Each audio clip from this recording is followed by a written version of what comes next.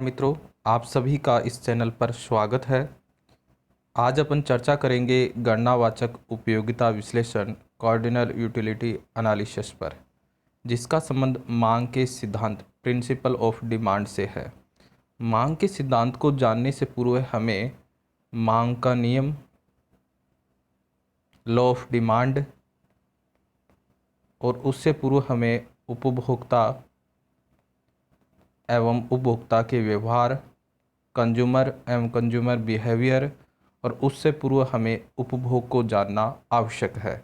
अपन बात करें उपभोग की तो एक शब्द और है उत्पादन।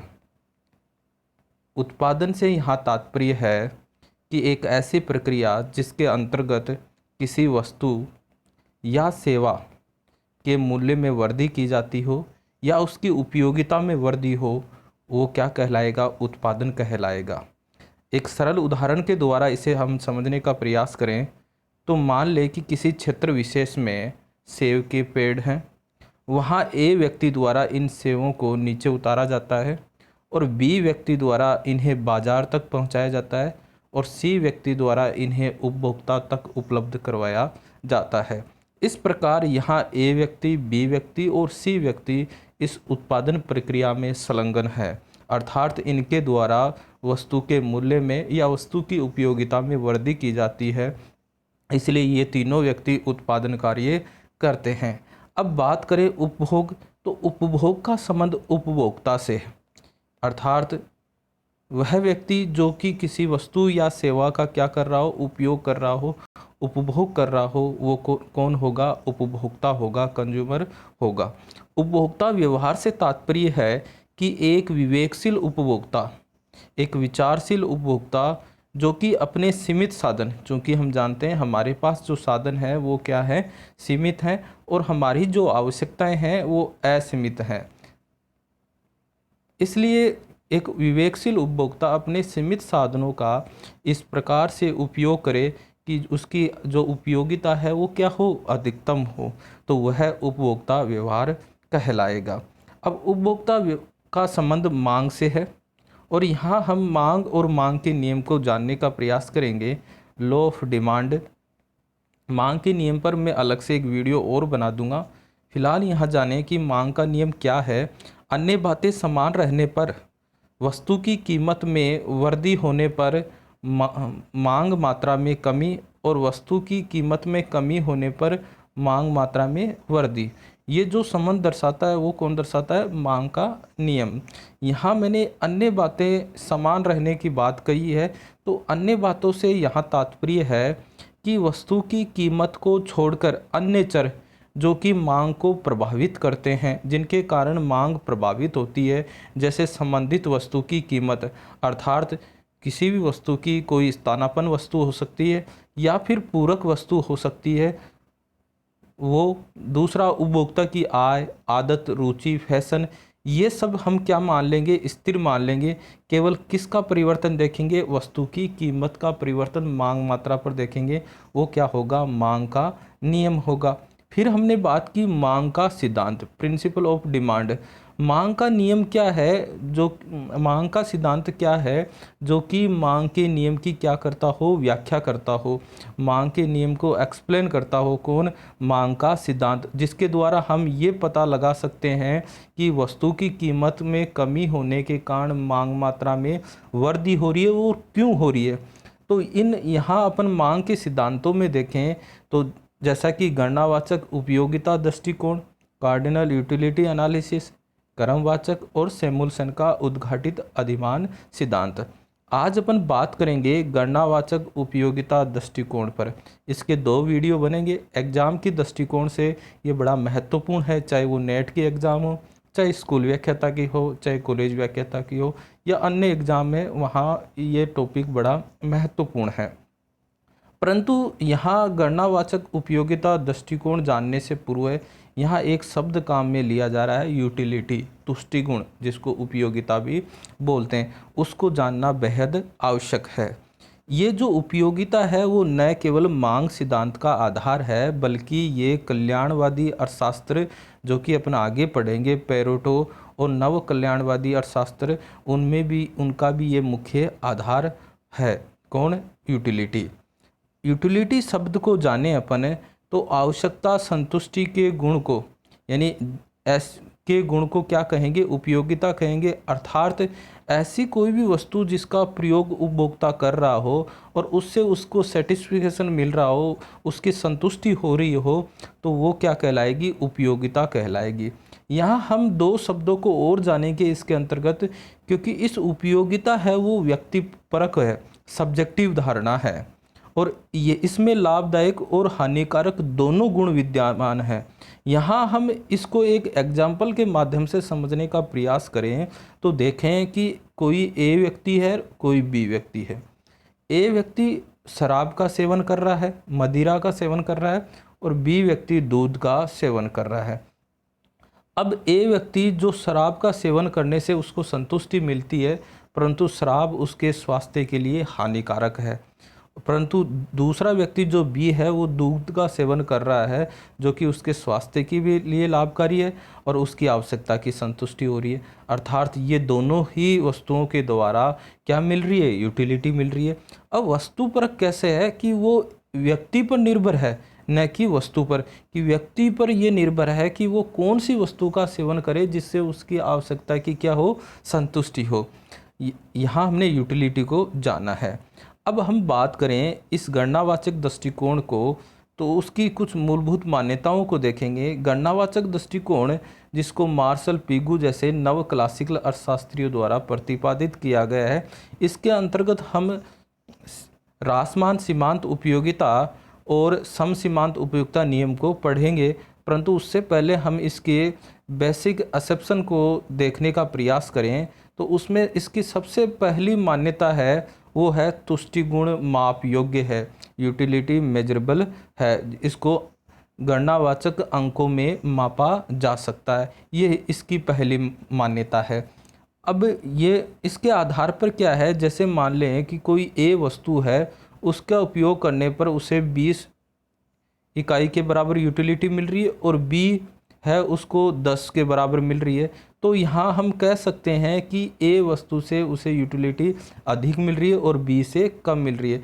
अर्थात यूटिलिटी को यहाँ अंकों में मापने के बारे पर जोर दिया गया। जैसे लंबाई को, वजन को मापा जा सकता है, ठीक उसी प्रकार से यहाँ तुष्टि गुण को माप योग्य माना गया है, काउंटेबल माना गया है। उसके दो अर्थ लिए गए हैं।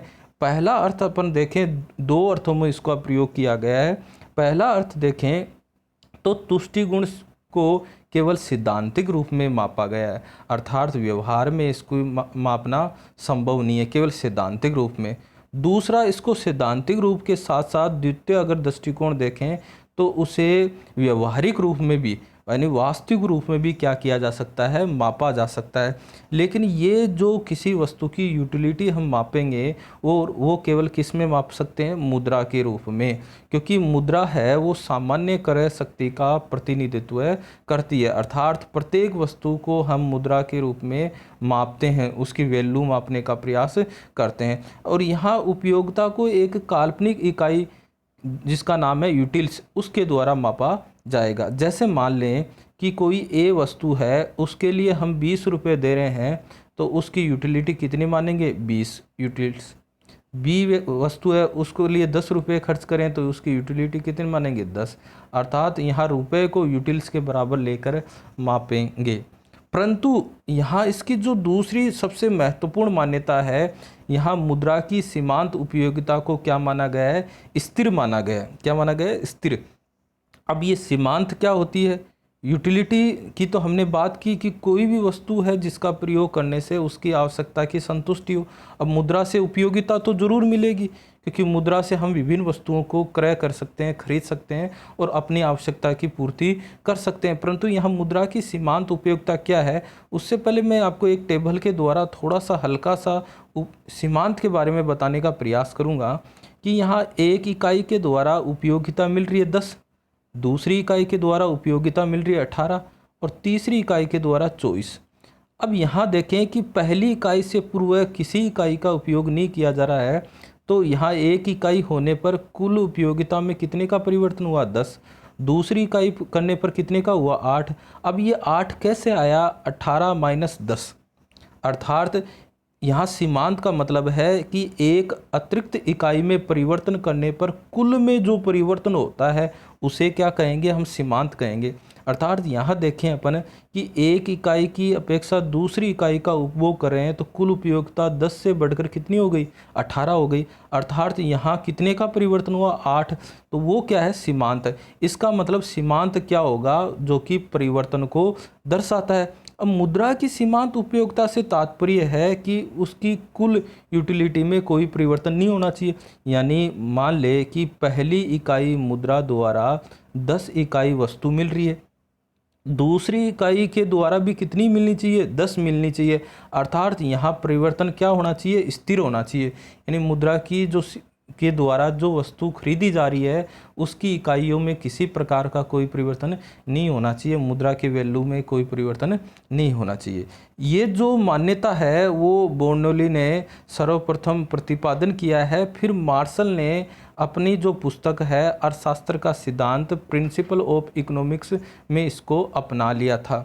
परंतु अपन यहाँ देखें कि वस्तु की जो प्राइस है वो घटने पर वास्तविक आय में क्या होती है, वृद्धि होती है।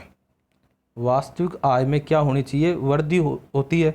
और वास्तविक आय में वृद्धि होने पर मुद्रा की सीमांत उपयोगिता क्या होनी चाहिए, कम होनी चाहिए। परंतु मार्शल ने इसकी उपेक्षा की है।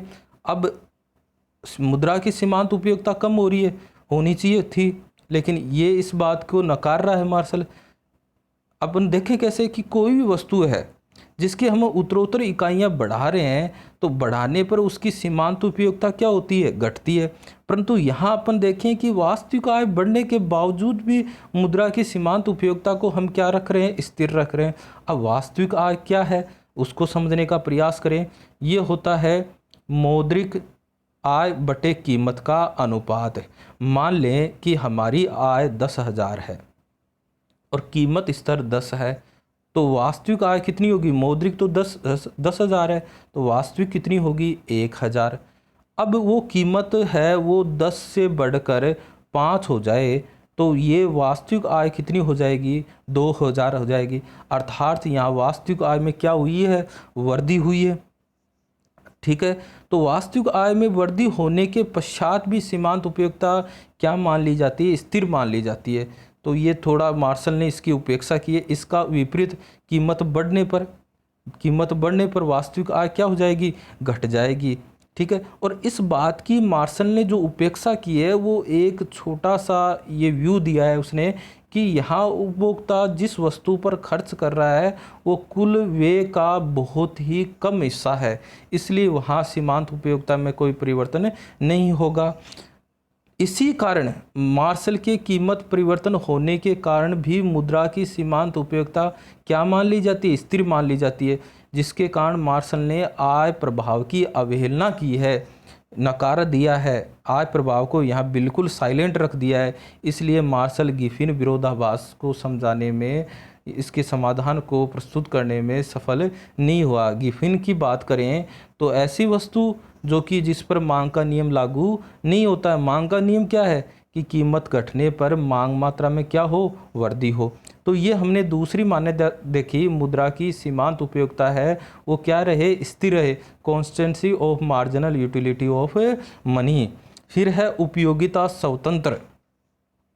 ठीक है, तो यहाँ उपयोगिता स्वतंत्र से मतलब है कि उपभोक्ता जिस वस्तु का उपभोग कर रहा है तो उसकी जो उपयोगिता है, यूटिलिटी है, वो पूर्णतः उसी वस्तु की मात्रा पर निर्भर करेगी, न कि अन्य वस्तु की मात्रा पर। और साथ ही साथ यहाँ योगात्मक भी है। ये उपयोगिता क्या है, योगात्मक, एडिटिव है। अब ये मैं एक छोटा सा आपको समझाने का प्रयास करूँ। मान लें कि उपभोक्ता A, B, C, D इन 4 इकाइयों का क्या कर रहा है, उपभोग कर रहा है। अब एक से मिलने वाली यूटिलिटी है वो केवल A पर ही निर्भर करेगी, न कि B से प्रभावित होगी। इसकी अलग है, इसकी अलग है। ये है यूटिलिटी, ये उपयोगिता स्वतंत्र। समझ गए बात। अब योगात्मक क्या है कि जैसे A की एक इकाई प्राप्त हुई, उससे मिलने वाली यूटिलिटी, दो से मिलने वाली यूटिलिटी, 3 से मिलने वाली यूटिलिटी, इनका योग करके हम कुल यूटिलिटी, कुल उपयोगिता प्राप्त कर सकते हैं। इसी प्रकार बी से मिलने वाली प्रत्येक इकाई की हम कुल उपयोगिता निकाल सकते हैं, सी की, डी की, और इन चारों से जो मिलने वाली उपयोगिता है उनका भी योग करके हम कुल उपयोगिता को प्राप्त कर सकते हैं। तो ये है उपयोगिता स्वतंत्र।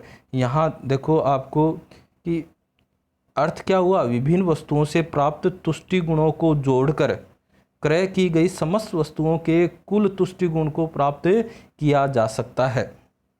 तो यह है उपयोगिता स्वतंत्रता की बात।